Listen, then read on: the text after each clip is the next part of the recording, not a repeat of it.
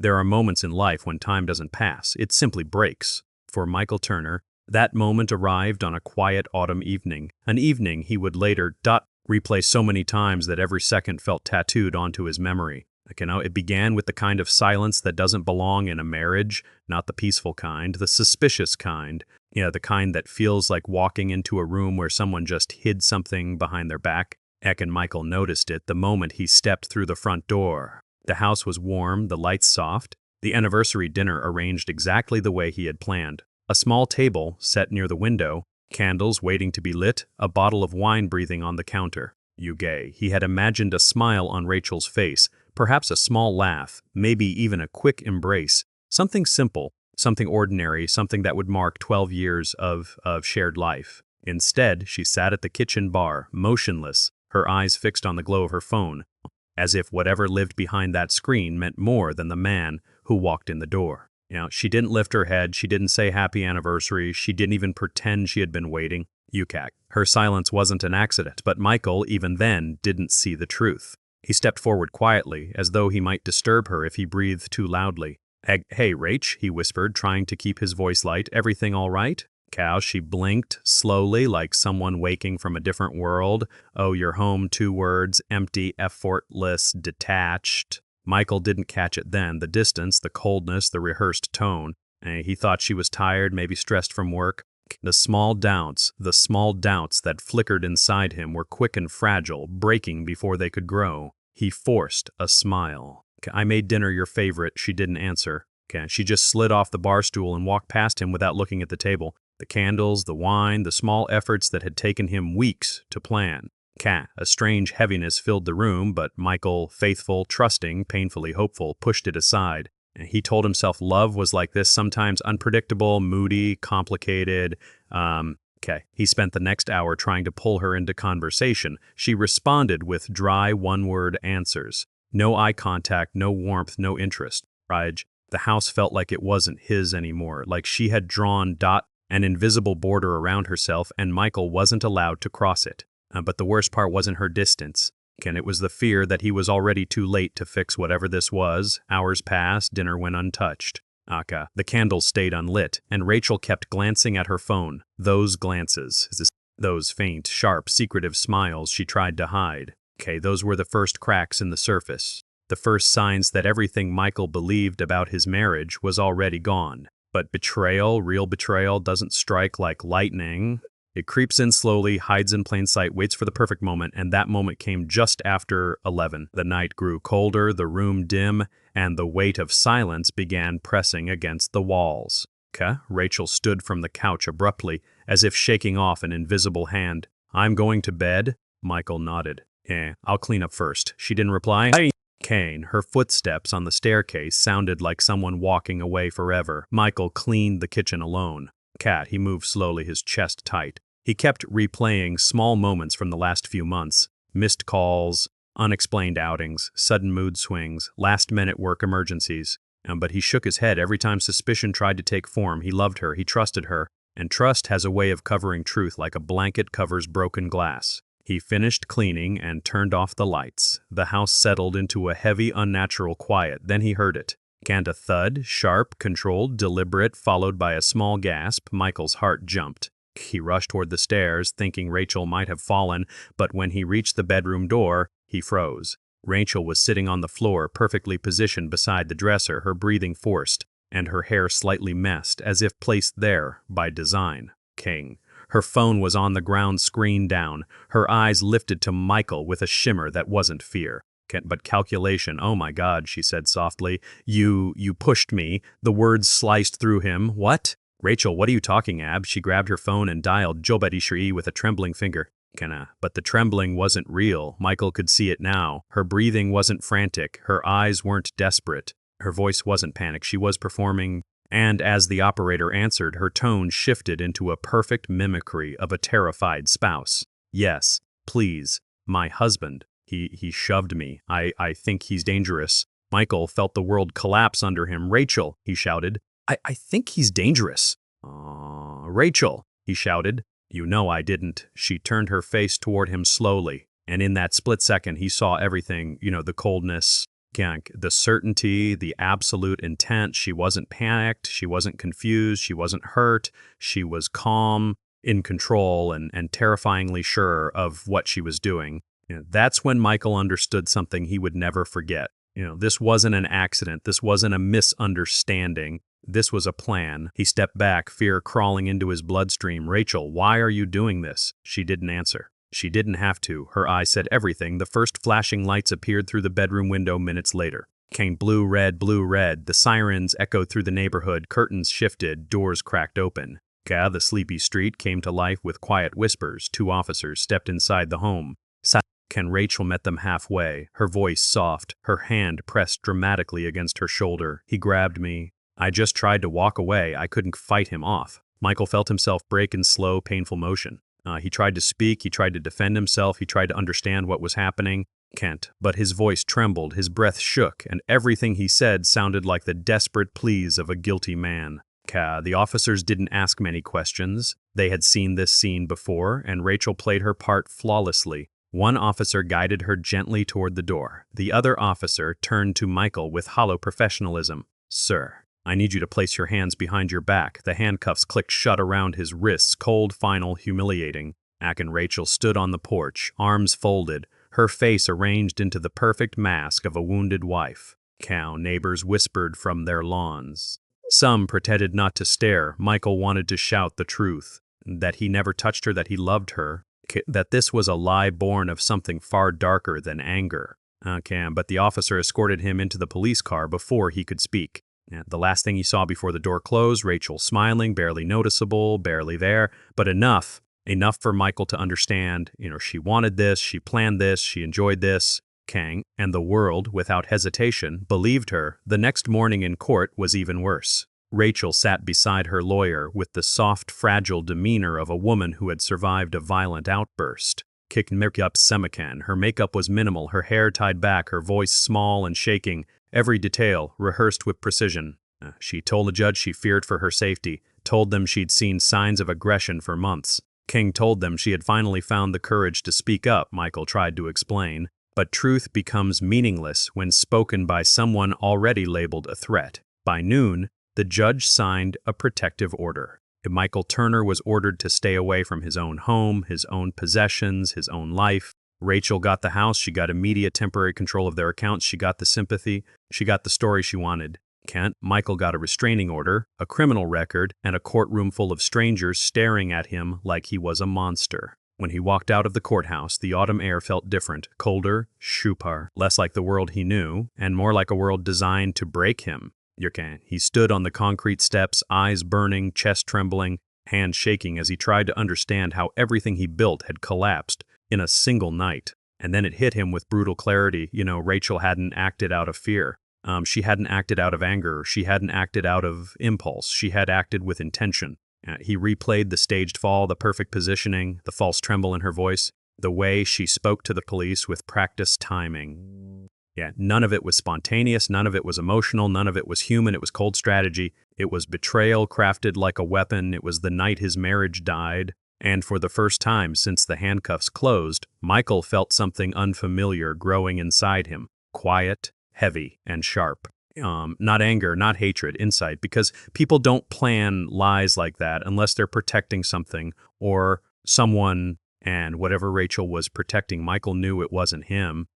He walked down the final step of the courthouse, his life in ruins, his name stained, his home stolen. But he didn't break, he didn't collapse, he didn't fall apart. He simply whispered words that would shape everything that came next. This wasn't a moment of anger. This was a decision she would regret. The motel room smelled like damp carpet and hopelessness, 2 things Michael Turner had never expected to experience at 39. The walls were paper thin, the air conditioner coughed like it was dying, and the neon sign outside kept flickering an ugly red light across the ceiling. Every time it blinked, it reminded him of police lights. His body still flinched at the memory. Sleep hadn't come easily. How do you sleep when the person you love looks you straight in the eye, tells a lie big enough to end your life, and watches you get dragged away for it? By morning, the shock had settled into his bones like cold water. His clothes were still wrinkled from the night before. His phone buzzed with notifications, mostly from the bank telling him certain permissions had changed, certain transfers were blocked. Rachel didn't waste a second, and just like that, he had no home, no access to his own money, and nowhere to go except this motel room that smelled like mildew and defeat. He stared at his phone before finally calling the one person he thought would never abandon him, Tyler Briggs. And Tyler had been his friend since college, loud, charming, always quick to smile, always quick to promise he'd handle it. They had worked side by side for nearly a decade. Tyler was the kind of man people trusted immediately, and right now Michael needed someone to trust. Tyler picked up on the second ring, and his voice was drenched in sympathy. Not the cheap kind people fake, something warmer, smoother, almost rehearsed, man. I'm so sorry. Tell me where you are. I'm coming. Less than an hour later, Tyler knocked on the motel door, carrying 2 coffees and a bag of breakfast sandwiches. He looked genuinely shaken, or maybe he just looked the way someone should look when their friend gets falsely arrested. Tyler talked fast, cursed Rachel repeatedly, said he always knew she had a vindictive streak. He paced the room, rubbing his face, insisting they'd fight this, that he'd help Michael find a lawyer, that he'd talk to coworkers to keep rumors down.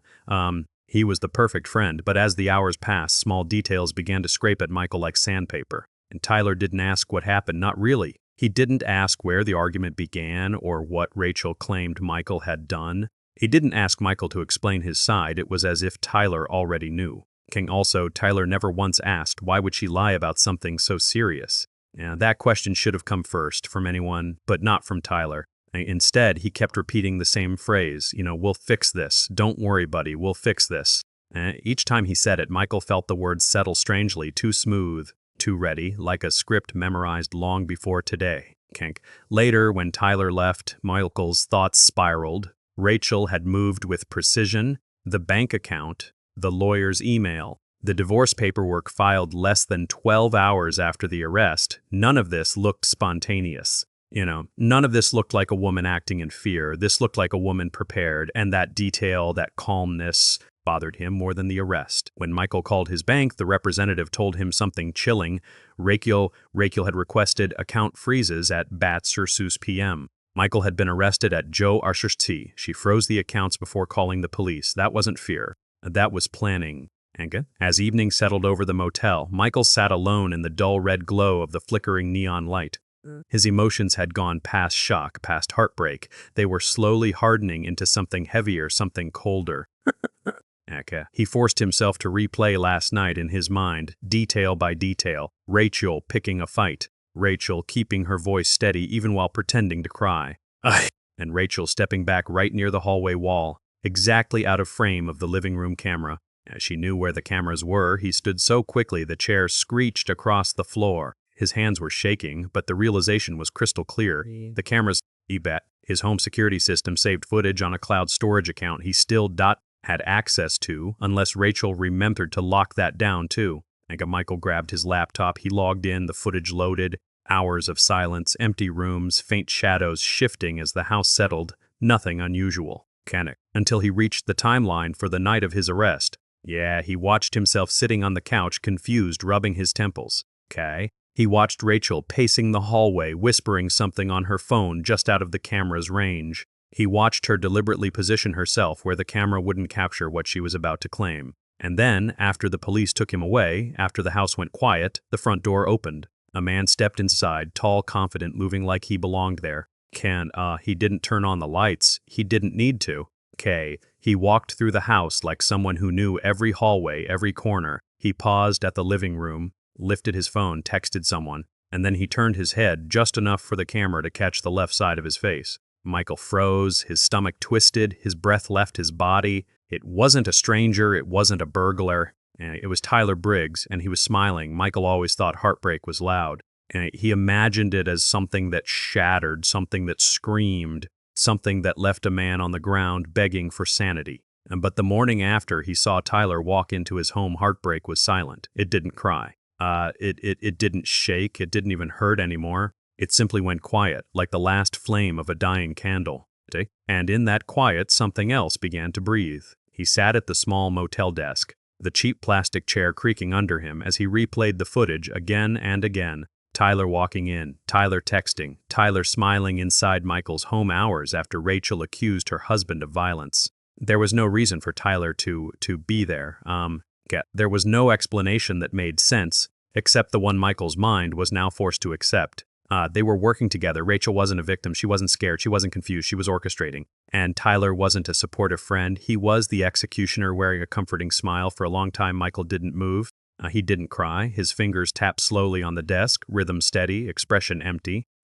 Then he finally whispered to himself, check everything, not out of rage, out of instinct, calm, calculating instinct. He began by accessing every account Rachel likely forgot about or assumed he'd never think to check: old emails, backup drives, cloud storage synced across devices. Rachel had always been careless with digital footprints, a little arrogant, a little too confident in how tech-blind Michael was, but she had forgotten something important. A betrayed man becomes observant. A framed man becomes dangerous. Michael opened her cloud backup. The loading icon spun. His pulse didn't rise. And then her world unfolded in front of him: Fern, messages, receipts, screenshots, photos. He clicked the first one: a scanned receipt for 2 glasses of wine, a dinner for 2, dated 3 months ago at a restaurant in Willow Creek, 40 minutes outside town. A place Rachel had never mentioned visiting. The next file, another receipt. This time from a secluded cabin lodge near the state forest, signed under Rachel's name. Then another cabin receipt. Another dinner, another night. The dates were spaced perfectly, as if this affair had a schedule. Still, Michael didn't react. Not outwardly. He clicked a folder marked archived. Rachel never archived anything. She deleted, she hid. Archived meant importance. Inside were screenshots of a conversation with a contact named TB Tyler Briggs. Michael opened the first screenshot. Rachel: he'll believe anything I say. He's so predictable, Tyler. Good. We need him compliant before the sale. Rachel: don't worry. He's weak, always has been, Tyler, and you'll get the house. Rachel: WELL, get the house. The words again, PUL, let at the house. The words get the house. The words didn't sting. Pain requires shock, and Michael wasn't shocked anymore. He clicked another message thread. Rachel: he apologized again. It's pathetic, Tyler. Keep him off balance. When we file, he won't fight. Rachel: he's too emotional to fight, too soft. Tyler: perfect. Then we disappear. They weren't just cheating. They were planning to strip him financially, sell everything he worked for, and vanish together into some cabin or coastal town, living off the profit of his destruction. Michael kept scrolling. More messages, more mockery. Rachel: watching him panic is hilarious. Rachel: he still thinks I love him. Rachel: he's easy, so easy. Tyler: then it's time. Rachel: yes, I'll make him snap. Police will do the rest. The night she falsely accused him, it wasn't improvisation. It wasn't a moment of manipulation. It was step 3 in a long-term plan. Michael sat still, breathing quietly as the motel's neon glow pulsed across the room. The red light flickered across his eyes like a heartbeat. Slow, steady, alive, he opened a folder labeled Plans. And there it was, final confirmation. A scanned property listing for their house, saved under Rachel's name, marked private pending signature. She had arranged the valuation. Sested meetings, prepared documents, all dated before the night she staged the argument. The betrayal wasn't fresh. It was old, months old. Rachel hadn't broken his heart overnight. She had been carving pieces out of it slowly, methodically, smiling at him while doing it. Michael leaned back in the chair and closed his eyes. Minutes passed, or maybe it was hours. But when he opened his eyes, something fundamental had changed. The man sitting in that motel room wasn't the same. One who had been dragged from his home in handcuffs. He wasn't the man begging for explanations. He wasn't the man who thought heartbreak was the worst pain someone could inflict. He was quieter now, sharper. Colder. They weren't afraid enough of him. That was their first mistake. They assumed he would crumble. They assumed weakness meant harmlessness. But quiet men don't stay quiet forever. Soft men don't stay soft forever.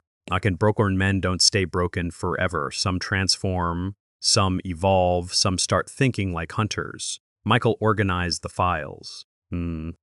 Saved copies, encrypted them, stored them in 3 separate locations. He didn't call Rachel. He didn't text Tyler. He didn't confront anyone. Confrontation is emotional. He was done with emotions. Destruction, however, that required patience. That required precision. That required silence. And for the first time, silence felt powerful. Michael whispered to himself, not with shaking anger, but with absolute clarity. I'm not going to fight them. A pause. A slow inhale, a colder exhale. I'm going to end them. It takes only a few hours for a man to disappear, but it takes months for a man to truly become invisible. Okay, the day Michael Turner walked out of the motel lobby with nothing but a backpack and a folder of evidence, he left behind more than a broken marriage. He left behind his name, his routine, his past, his identity. He didn't quit his job the traditional way. He simply stopped showing up, no emails, no explanations. HR called twice, then once more, then finally stopped. Social media accounts were deleted, his phone number abandoned. Account, bank card destroyed, storage unit emptied, car sold quietly to a man who didn't ask questions. It was as if Michael had evaporated into thin air, and the town noticed small towns always do. People whispered over their fences and grocery carts. Did Rachel finally push him too far? Right, Cal. I heard he snapped after the arrest. No one's seen him in weeks, months now. Maybe he's guilty and hiding. Rachel didn't correct them. She didn't defend him. She didn't mourn him. Okay, she simply moved on with a calmness that was too swift, too polished, too rehearsed. Perfect behavior for a woman who believed her plan had succeeded. While rumors grew like weeds, Michael chose the opposite, silence. And he stayed in cheap rentals outside town, sometimes in cabins, sometimes in weekly motels, blending into places where no one cared about names, only payment. And during those months, he studied not from across the room, not from behind a window, but from distance, patience, and precision. Rachel lived her life as though her husband had never existed, hosting small gatherings, meeting real estate agents, smiling too widely with her new, stress-free life. And Tyler hovered nearby, close enough to help, far enough to maintain the lie that he and Rachel were just friends. Michael tracked everything, their schedules, their habits, their blind spots, their patterns. He learned what time Rachel left for work, what time Tyler visited the house, what time they met at that hidden cabin where their affair started. Michael never approached them. He never stepped near enough for them to sense him. He watched like a ghost, uninvited, unseen, and unwanted. And ghosts don't make mistakes. Rachel's plan progressed exactly as she had orchestrated. The house was prepped for appraisal, cleaned, staged, and photographed. She even began sorting Michael's belongings into bins, some to sell, some to trash, some to donate. And Tyler sometimes helped her carry boxes. They laughed while doing it. Michael watched from the edge of the street more than once, his hood low, his face hidden. He didn't feel anger anymore. Anger was loud and sloppy. He preferred stillness now, stillness with purpose. Yet, while Rachel was cleaning her external world for buyers, she never noticed the rot under her professional life, the one thing she'd hoped would stay buried. Michael noticed. He found it by accident at first. A tiny inconsistency in a document he accessed using the cloud credentials she forgot to change. It was a corporate insurance form, one she should have filed cleanly. But Rachel had always been careless with the technical side of her job. Michael dug deeper, emails, deleted files. Version histories she didn't know were automatically saved. What he discovered wasn't just a mistake, it was a scandal. Rachel's company had been manipulating insurance claims, approving fraudulent repairs, redirecting funds, forging signatures, and Rachel wasn't just involved. She was one of the architects. The more Michael dug, the wider the cracks spread. Suspicious claims, fake invoices, identical signatures copied and pasted across different customer names. It was big. Big enough to burn her entire life down. And Tyler wasn't just helping her emotionally. He was laundering digital trails, altering timestamps, covering her tracks. They weren't two lovers running away from a bad marriage.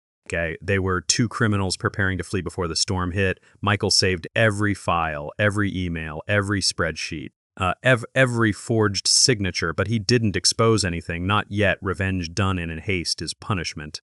Revenge done in patience is art. So he watched Rachel sit across tables from real estate agents, masking excitement with forced sadness. He watched Tyler sneak into the house after dusk, staying until early morning. He watched as they crafted a life together over the grave they buried Michael in, and slowly, beautifully, they grew comfortable. Comfort is the favorite meal of the guilty. It lulls them, sedates them, softens them.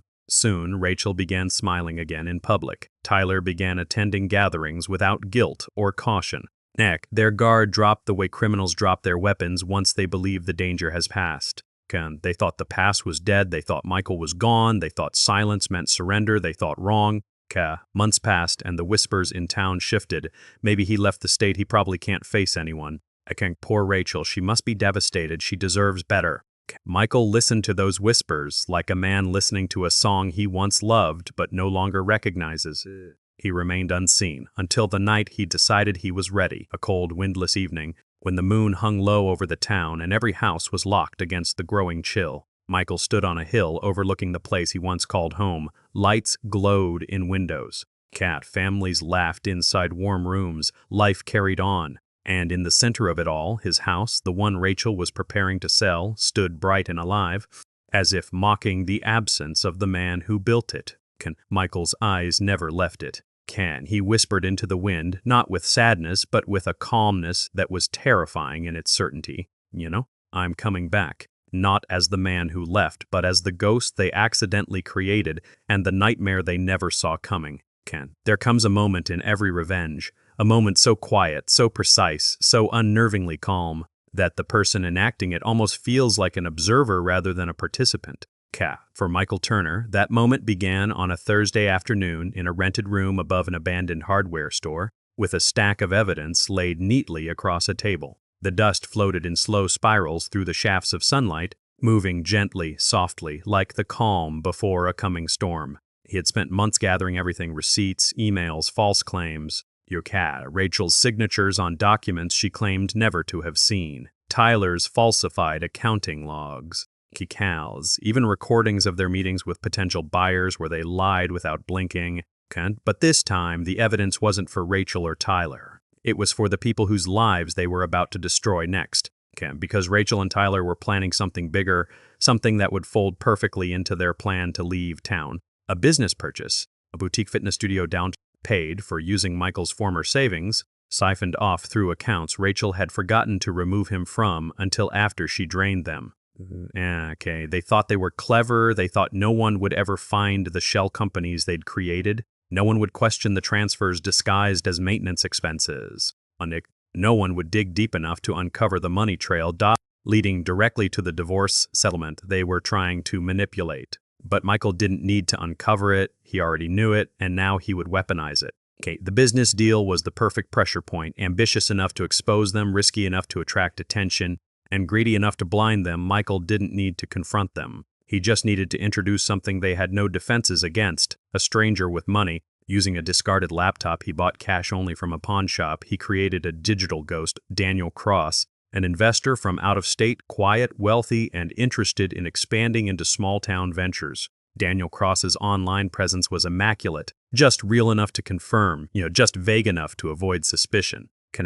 A LinkedIn with a few endorsements, a quiet website for a non-existent investment fund, public records hinting at a family trust. Rachel and Tyler swallowed the bait within hours. Tyler responded first, eager and overeager, thanking Mr. Cross for his interest, bragging about their vision, selling a dream built on stolen money. Rachel followed with more enthusiasm, her email professional, her tone sharp, her ambition thinly masked behind polite phrasing. Michael watched their replies with the detached focus of a surgeon studying a tumor before removal. Then came the meeting. It took place at the same rustic restaurant where Rachel had once toasted nights with Tyler behind Michael's back. The symmetry wasn't lost on him. He didn't attend, of course, not physically. He didn't need to. He had a camera planted days earlier. Their eagerness looked pathetic on screen. Rachel wore a dress meant to project power. Tyler tried too hard to appear confident. They spoke passionately about their shared future, about growth strategies, about stability, all while sitting across from a man who did not exist, a man whose voice they only heard through pre-recorded audio Michael spliced from hours of stock investor seminars. They never questioned it. They were too greedy to think critically, and greed makes fools out of even the most careful sinners. The deal went smoothly, perfectly. In fact, the investor agreed to join them, promised to send documents, and expressed excitement about their expansion. Rachel beamed. King Tyler looked like a man who believed the world had finally bent in his favor. Watching them celebrate on camera, clinking glasses together, whispering plans, laughing without restraint, Michael didn't smile. Revenge wasn't supposed to be satisfying yet, not in the planning phase. Satisfaction came later when the silence breaks and the collapse begins, but collapse required timing, perfect timing. Michael spent the following days constructing the fall of two people who had once believed they were untouchable. He packaged everything with meticulous precision. The evidence of Rachel's insurance fraud, Tyler's accounting manipulations, their joint money laundering, the illicit transfers from Michael's old savings, their master plan to flee the state after selling assets. Each package went to a different destination. To the IRS, evidence of tax evasion and unreported income. To Rachel's corporate headquarters, the forged documents. To the State Insurance Bureau, the fraudulent claims. To local law enforcement, the money trail tying Rachel and Tyler together. To their soon-to-be business partners, the truth behind their financing. He didn't send them instantly. Timing was key. They needed to hit at the same moment. A synchronized detonation. He scheduled everything. Joel Sen AM, Sen AM, Sen AM, Chucher Persols Prolsit Amtramational, Sen AM, Sen AM, Sen AM, Sen AM, Sen AM, a single minute that would shatter 2 lives. 1 minute that would break the illusion of victory they had wrapped themselves in. 1 minute that would turn celebration into chaos. Meanwhile, unaware of the approaching storm, Rachel and Tyler staged their own celebration. A private dinner at the cabin that had become their sanctuary. A bottle of wine they couldn't afford without stolen money. Plates of food Michael recognized from happier anniversaries. And they were relaxed, loose, smiling. Tyler talked about paint colors for the studio. Rachel talked about decor ideas and customer retention strategies. They dreamed, they laughed, they toasted to their new beginning. And Michael watched them from a distance, hidden among the trees, their window glowing like the center of a perfect, fragile bubble. A bubble he would pop in a few hours. He stayed only long enough to hear Rachel's voice drift through the cabin walls. It's finally over. Everything's going our way. Michael turned away, his breath steady, his steps silent as he moved back into the darkness. They thought they were celebrating a victory. They didn't know they were celebrating the last peaceful night of their lives. In a few hours, the emails would arrive, the calls would begin, the investigations would start. The home they stole would become evidence, their accounts would freeze, their reputations would crumble, and everything they built on the foundation of betrayal would collapse exactly as he intended. The first sign that the storm had arrived was the knock on Rachel's office door. It was gentle, polite, almost ceremonial in its timing, yet it carried the weight of inevitability. By the time she turned from her computer, the men in dark suits were already in the room. They didn't introduce themselves, they didn't explain. They simply produced badges and handcuffs with an efficiency that left no room for argument. Her expression froze first in shock, then in disbelief, and finally, in something far darker, the realization that control had slipped through her fingers. Cowworkers in the open-plan office had gathered silently behind her chair. Their whispered questions hung like smoke in the air. What's going on? What etch gone? She! Is she? She looks like she's in trouble. And Rachel, for the first time in months, was on the other side of a lie. She tried to speak, but no words could save her. The handcuffs were cold, precise, final. She was led out of the office, past the stunned faces of colleagues who had once admired her charm, witnesses to her disgrace. Meanwhile, Tyler's downfall unfolded like a mirror of Rachel's. He had been caught off guard, reviewing financial statements at his desk, laughing with the confidence that comes from a carefully constructed illusion of control. Investigators were already waiting, evidence had arrived, records had been verified, digital trails traced, and Tyler's fraud was exposed before he could even call a lawyer. He was escorted from the building under the same harsh fluorescent lights that had once illuminated his schemes. Employees whispered, exchanged glances, murmured stories of their complicity or their ignorance. The same whispers that had tormented Michael now fell upon them, multiplied, sharpened, relentless, and it didn't stop there. Their accounts froze, every dollar misappropriated, every transaction suspicious, every fraudulent wire locked, traced, and under investigation. The boutique studio they had planned to purchase, dead on arrival. The supposed investor who had promised funding vanished into the ether, leaving the deal in ruins. The life they had built together on stolen money, lies, and manipulation crumbled in a single day. With shaking fingers, she opened it. Inside was a single line: I learned to lie too. No flourish, no threat, no emotion. Just the truth she had ignored, the lesson she had failed to teach him, and the declaration that Michael Turner had survived the betrayal, adapted, and finally mastered the one thing she had wielded against him: manipulation. And somewhere far from the courthouse, far from whispers and judgment, far from the ruins of Rachel and Tyler's carefully constructed lives, Michael Turner drove. care. The morning light broke over the horizon, painting the road gold, soft and empty. He didn't glance back. Yeah, he didn't need to. He was free, not from heartbreak, not from betrayal, but from the people who had tried to break him.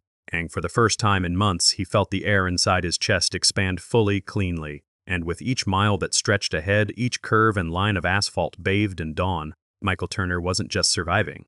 He was reborn.